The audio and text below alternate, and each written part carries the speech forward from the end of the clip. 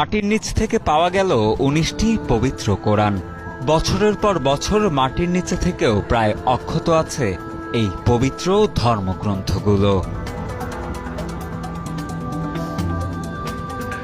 কোরআনগুলো ঠিক কবে এবং কিভাবে মাটির নিচে গিয়েছে তা জানা না গেলেও স্থানীয় ধর্মপ্রাণ মুসল্লিদের দাবি, মহান আল্লাহর রহমতে দীর্ঘদিন অক্ষত রয়েছে পবিত্র ধর্মগ্রন্থগুলো। আলহামদুলিল্লাহ, আল্লাহর বাণী কোরআন 18 জন কোরআন পাওয়া গেছে অনেক মাটির নিচে। মাটির গর্ত করার পরে এই কোরআনগুলো পাওয়া গেছে। এখন পর্যন্ত নষ্ট হয় নাই, কিছু পাতা নষ্ট হয়েছে, কিছু ভালো আছে। ঝিনাইদহের শৈলকুপার দুধসর আশ্রয়ণ প্রকল্পে নতুন বাড়ি তৈরির জন্য ভেকো মেশিন দিয়ে মাটি খোঁড়ার সময় পাওয়া যায় কোরআনগুলো।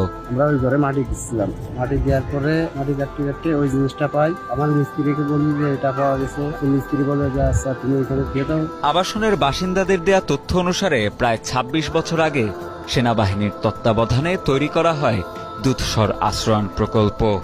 পুরাতন ঘর ভেঙে সরকারের পক্ষ থেকে নতুন করে ঘর তৈরি করার জন্য ভেকো মেশিন দিয়ে মাটি কেটে নতুন ঘরের প্রয়োজনীয় স্থানে দেয়া হচ্ছে।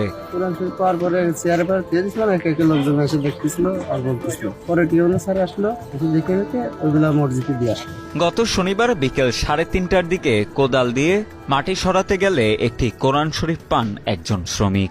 এরপর আরও মাটি সরালে পর্যায়ক্রমে ছোট ব্যাগে রাখা ১৯টি ছোট ছোট কোরআন শরীফ পাওয়া যায়। পরে উপজেলা প্রশাসনের মাধ্যমে তা মসজিদে রাখা হয়েছে। 18 পিস কোরআন মাটি খনন করতে যে পাওয়া গেছে। এখনো অনেক কোরআন শরীফ ভালো আছে, কিছু নষ্ট হয়ে গেছে, তবু অক্ষরগুলো সব চেনা যাচ্ছে। আবাসন প্রকল্পের মসজিদ কমিটির সভাপতি আব্দুল জব্বার বিশ্বাস জানান, মাটির নিচে পাওয়া কোরআন শরীফগুলো মসজিদে সংরক্ষণ করা হয়েছে। একটি কোরআন